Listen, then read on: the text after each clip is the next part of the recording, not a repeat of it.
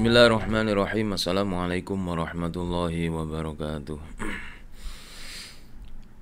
Ila hadratin Nabil Mustafa Rasulillah Muhammad sallallahu alaihi wasallam wa ala alihi wa azwajihi wa dzurriyyatihi wa ahli baitihi wa jami'i sahabati wa tabi'in at-tabi'in alladhina yattabi'una bi ihsanin ila yaumiddin.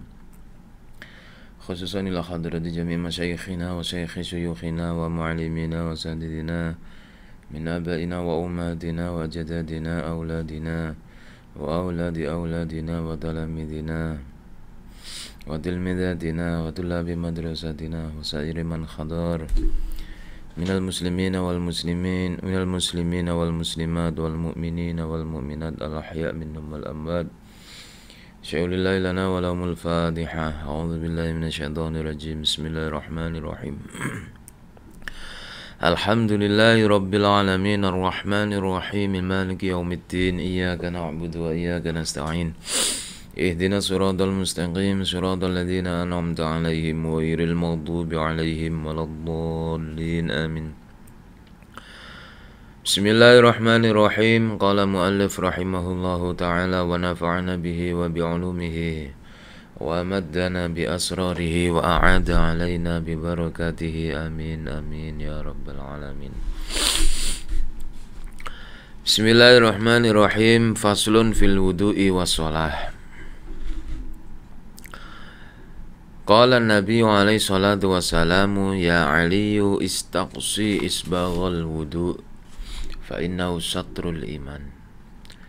فإذا توضأت فلا تسرف في الماء فإذا فرغت من ظهر فاقرأ إنا أنزلناه في ليلة القدر من بعد غسل القدمين عشر مرات يفرج الله همك. Faslun fil wudu'i wassalah. Faslun utawi ikilah fasal, utawa faslun utawi iki iku fasal fil wudu'i ing dalem nerangaken wudu wassolati lan salat. Qala ustawu sapa an-nabiyyu alaihi salatu wassalam ya Ali he Ali istaqsi notok-notokno sira isbaghal wudu'i ing nyempurnaake wudu. Fa innahu mongko sak temene nyempurnakno wudu iku syatrul iman, setengah saking separone iman. Fa idza tawaddata lan nalikane wudu sapa sira fala tusrif mongko aja leluwian, jangan berlebihan fil ma'i ing dalem gunakno banyu. Fa idza faragta lan nalikane wis rampung sapa sira min tuhrin saking sesuci faqra mongko becik maca sira inna anzalnahu fi lailatul qadr ing surat inna anzalnahu fi lailatul qadr min ba'di ghuslil qadamaini saking sakwuse mbasuhi dlamaan loro asra marratin kelawan 10 pira-pira ambalan. Yufarriju mongko bakal ngilangake sapa Allahu Allah hammaka ing kesusahan ira. Ya Ali he Ali idza faragta tatkalane wis rampung sapa sira minat thaharati saking sesuci fakhudh mongko becik ngalapo sapa sira ma'an ing banyu wamsah lan ngusapa sapa sira biadaika kelawan tangan loro sira rok bataka ing dengkul loro sira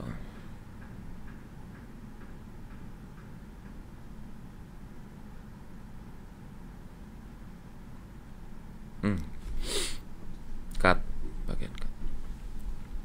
Ya Ali wa Ali idza faragta nalikane wis rampung sapa sira minat thaharati saking sesuci fakhudh mongko becik ngalapo sapa sira ngalap ma'an ing banyu wamsah lan ngusapa sapa sira biadaika kelawan tangan loro sira ngusap rok bataka ing jithok sira wakul lan ngucapa sapa sira subhanakallahumma wa bihamdika Asyhadu an la ilaha illa anta wahdaka la syarika laka astaghfiruka wa atubu ilaik.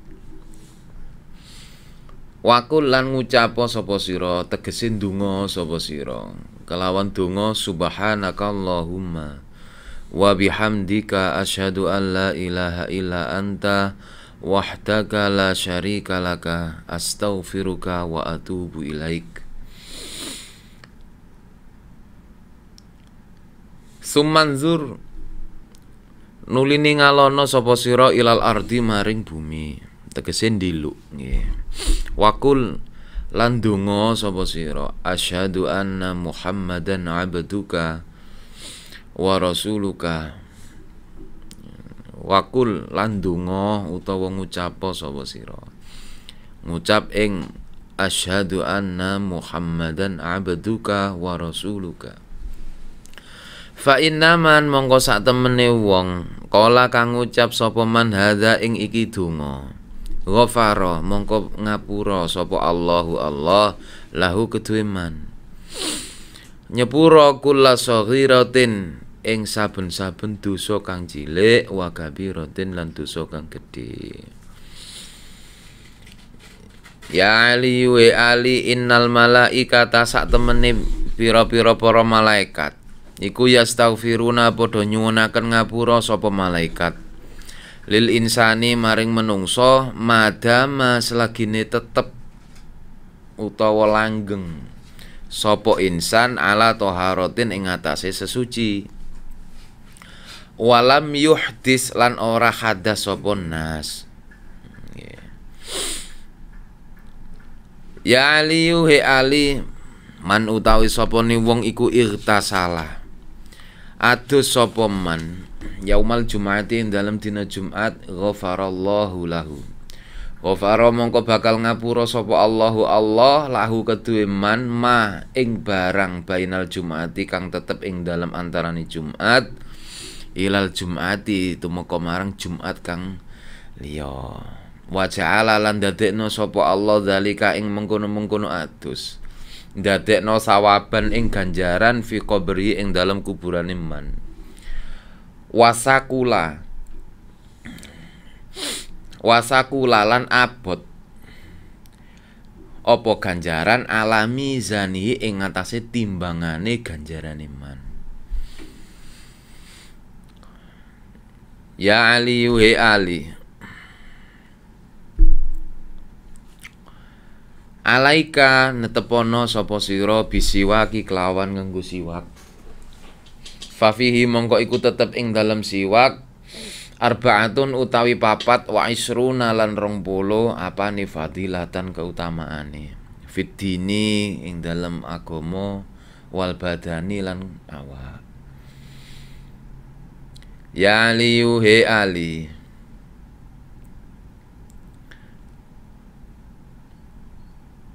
alaika netepono sapa sira bisolati kelawan salat fi auqatiha ing dalem pira-pira wektune salat.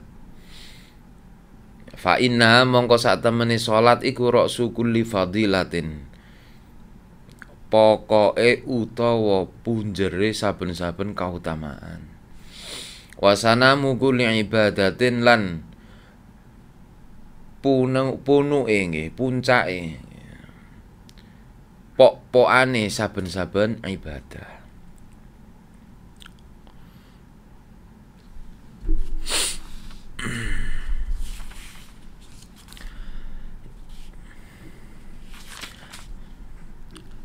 Fasal tentang wudhu dan sholat.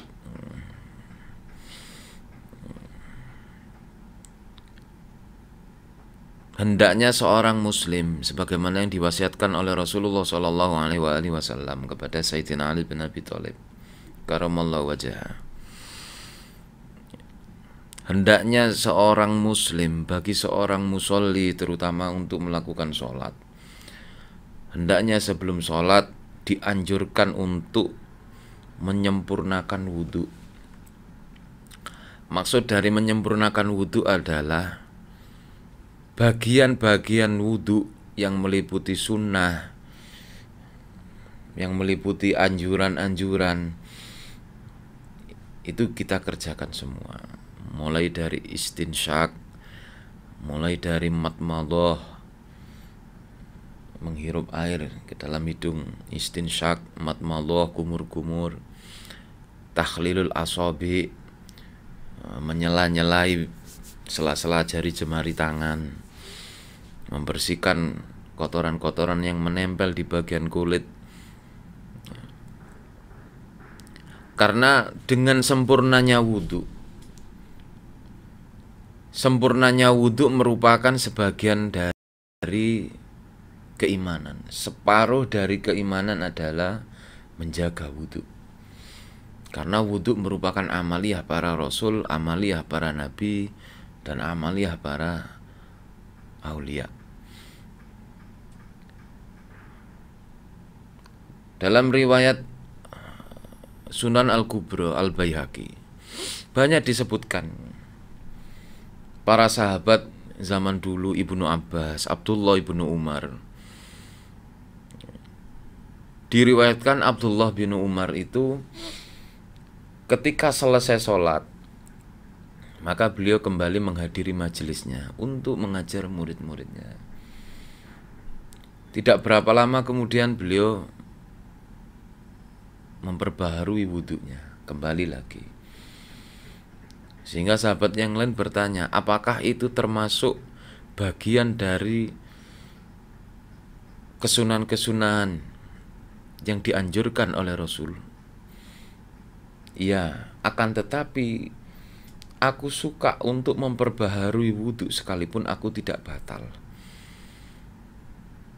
Karena itu termasuk amaliyah para nabi, amaliyah para kekasih Allah. Aku suka melakukan hal itu. Sebagaimana dalam riwayat Muslim, ketika sahabat Bilal ditanya oleh Rasul, wahai Bilal, apakah amalan dalam agama ini yang benar-benar engkau harapkan pahalanya?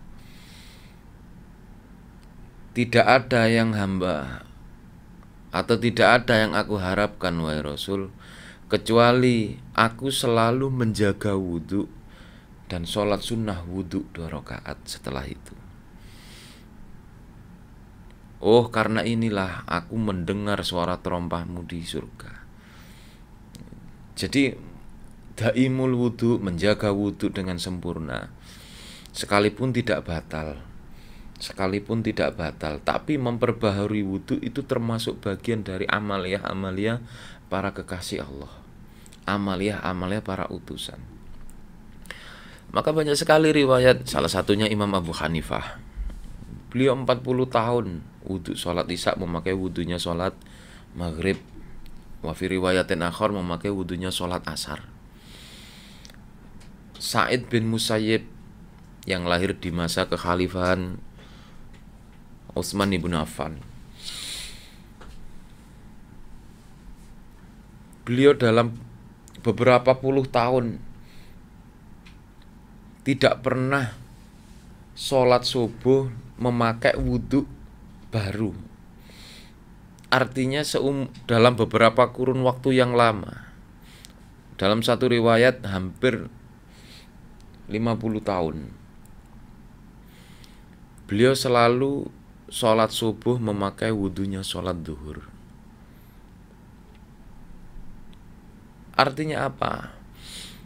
Mereka itu selalu menjaga diri. Para salafus soleh, para sahabat, terlebih para rasul, itu selalu menjaga diri agar tetap dalam keadaan suci. Makanya dalam kitab-kitab tasawuf itu disebutkan Sayyidi Ali Al-Khawas. Salah satu disebutkan dalam kitab Awariful Ma'arif karya Abu Hafs Umar bin Al-Surawardi. Disebutkan Sayyidi Ali Al-Khawas itu setiap malam apabila merasakan ada kentut, beliau maka segera bangun, menuju ke kolam wudhu, dan kemudian kembali sholat lalu tidur lagi. Diceritakan pula ada salah seorang sahabat dari Ibrahim Al-Khawas.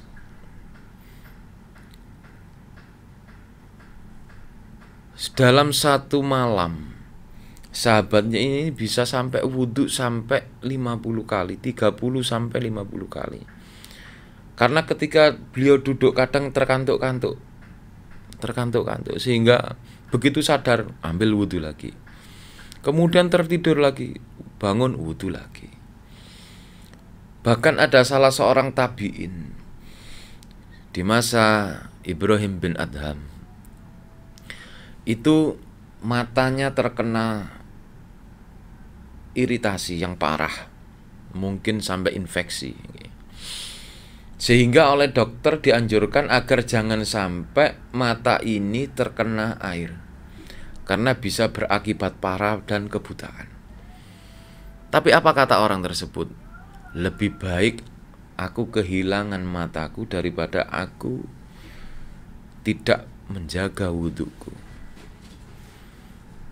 Ketatnya mereka dalam menjaga wudhu, ketatnya mereka dalam menjaga kesucian ini telah diabadikan dalam riwayat-riwayat.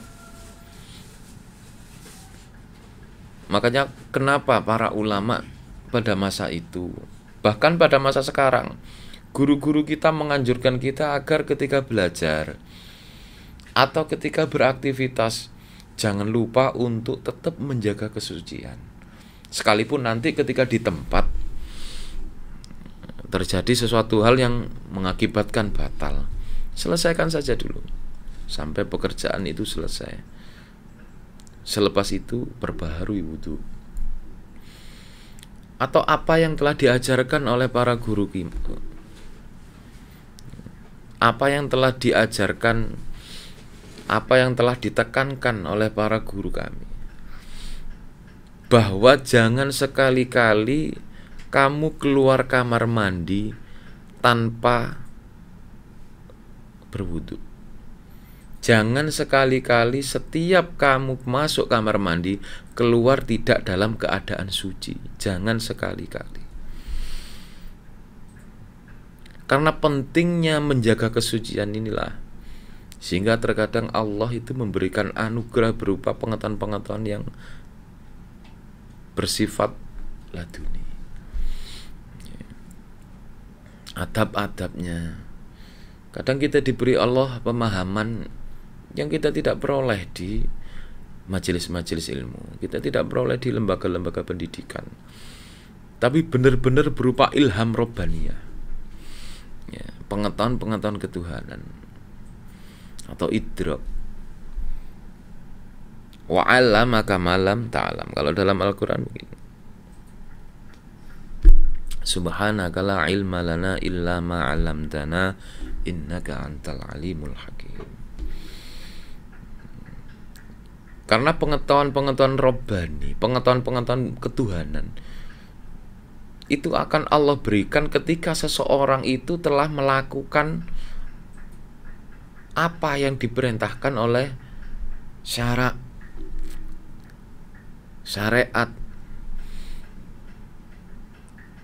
Itulah pengetahuan-pengetahuan yang bersifat robbani atau idrak. Allah tidak akan memberikan pengetahuan-pengetahuan yang bersifat ilham, pengetahuan-pengetahuan yang bersifat maknawi, selama orang itu belum melakukan sama sekali di mana pengetahuan itu nanti akan diturunkan. Jadi sekalipun kita mempelajari teorinya, kita tahu teorinya,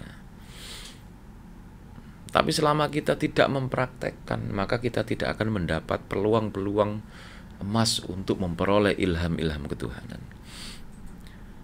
Makanya dalam pertemuan sebelumnya telah saya singgung bahwa Nabi Musa alaihissalam pernah ditegur oleh Allah, "Wahai Musa, jika suatu saat engkau tertimpa musibah sedangkan dirimu dalam keadaan hadas, maka jangan sekali-kali kamu menyalahkan siapapun kecuali dirimu sendiri." Jadi menjaga wudhu dengan menyempurnakan wudhu ini termasuk amaliyah para sholihin, amaliyah para syuhada, amaliyah para rasul, para nabi, para aulia. Karena nur-nur ilahiyah yang terpancar dari orang yang selalu menjaga wudhu. Bahkan dalam satu riwayat di Sahih Muslim, insyaallah, orang yang senantiasa menjaga wudhu, maka makhluk-makhluk seperti jin, makhluk-makhluk halus akan segan untuk mendekat. Orang yang selalu menjaga wudhu, kekuatan spiritualnya itu akan semakin besar. Daya tampungnya untuk menerima ilham-ilham ketuhanan itu semakin besar. Makanya daimul wudhu itu sesuatu amaliyah yang mungkin sepele tapi berat. Karena amaliyah-amaliyah seperti inilah Allah menyisipkan anugerah-anugerah ketuhanan di balik amaliyah-amaliyah yang mungkin terlihat sepele, tapi apabila diistiqomahkan akan terasa berat.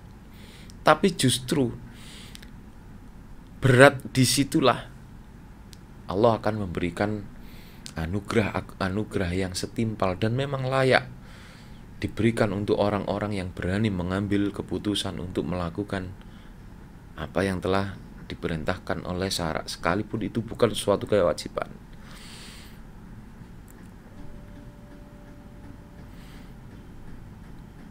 Makanya dalam hadis selanjutnya, ketika kita berwudu, jangan sampai menggunakan air secara berlebihan. Mungkin pada zaman dahulu belum ada keran air belum ada.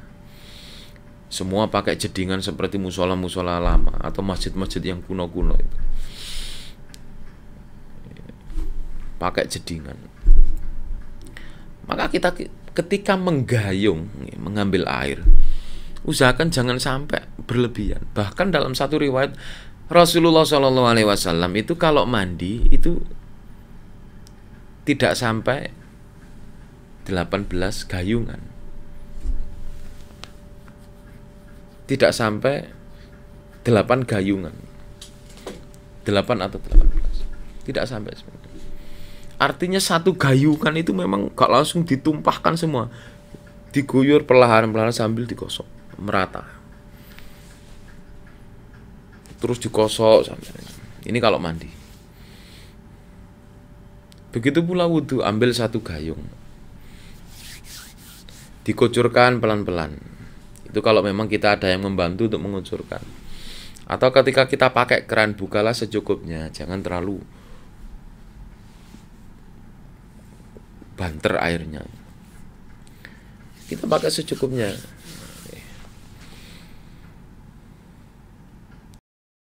Bagaimana seorang hamba itu ketika melakukan amaliyah zahir, yang itu merupakan tuntunan syariat, maka di situ tersimpan bahwa kias dari amaliyah batin itu juga sama. Tidak mungkin Allah memberlakukan suatu syariat, aturan-aturan hukum syariat, tidak tersimpan makna di balik itu. Tidak tersimpan hikmah mengapa membasuh wajah dalam wudhu itu harus membasuh wajah. Kenapa kalau orang kentut itu yang dibasuh bukan tempatnya kentut?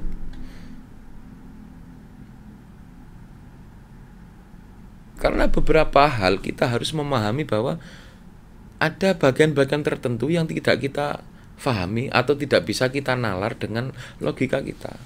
Kita harus mencari jawaban dari semua itu melalui amaliyah-amaliyah batin. Karena nanti di sanalah Allah akan memberikan pengetahuan. Yang itu dinamakan idrok.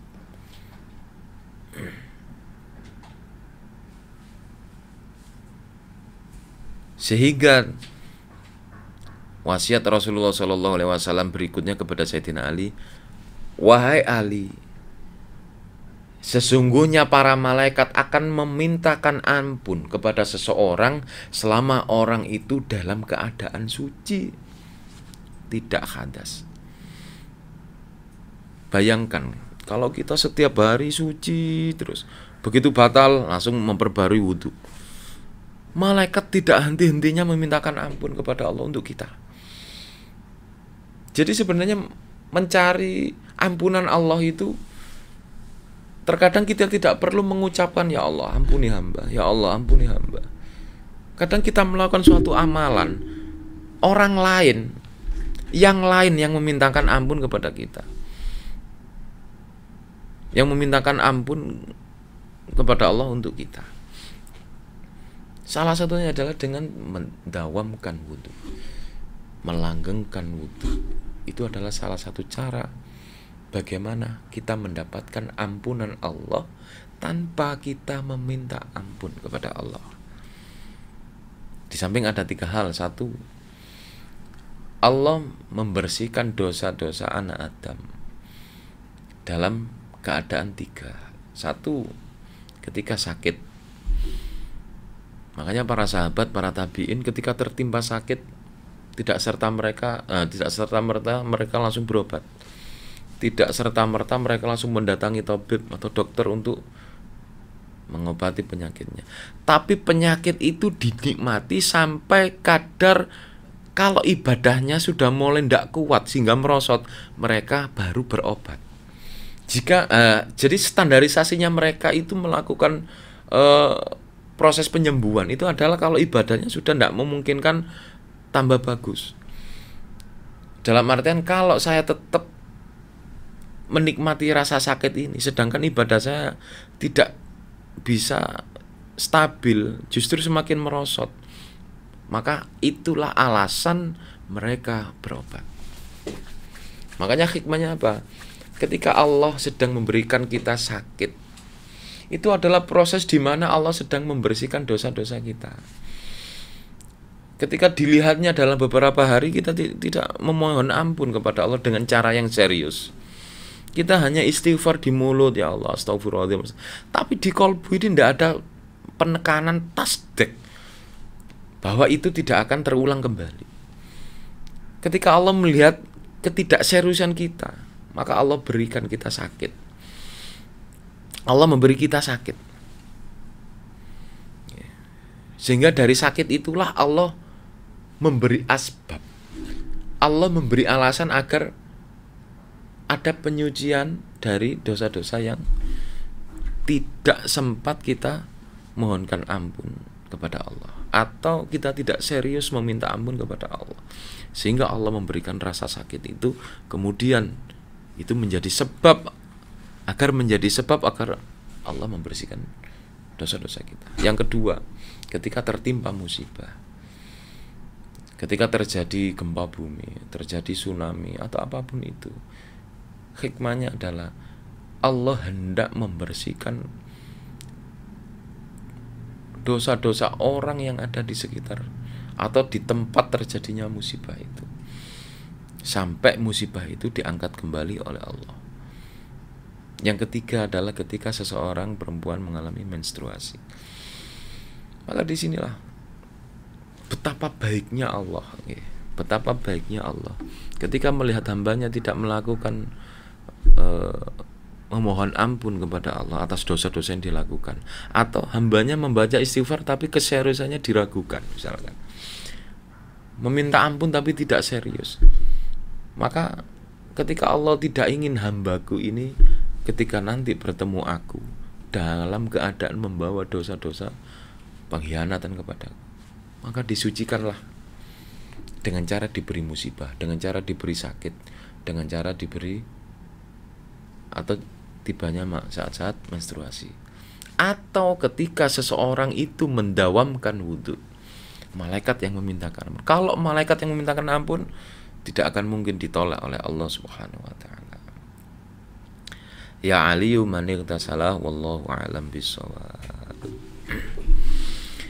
Rabbi fanfa'na bi barakatihim wahdinal husna bi hurmatihim wa amitna fi tariqatihim wa mu'afatihim minal fitani. Rabbi fanfa'na bi barakatihim wahdinal husna bi hurmatihim وأمتنا في طريقتهم ومعافاتهم من الفتن رب فانفعنا ببركتهم واهدنا الحسنى بحرمتهم وأمتنا في طريقتهم ومعافاتهم من الفتن.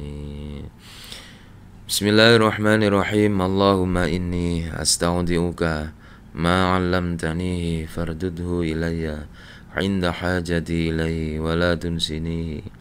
Allahumma inni astaudi'uka ma 'allamtanihi fardudhu ilayya 'inda hajati ilayhi wa la tunsinihi.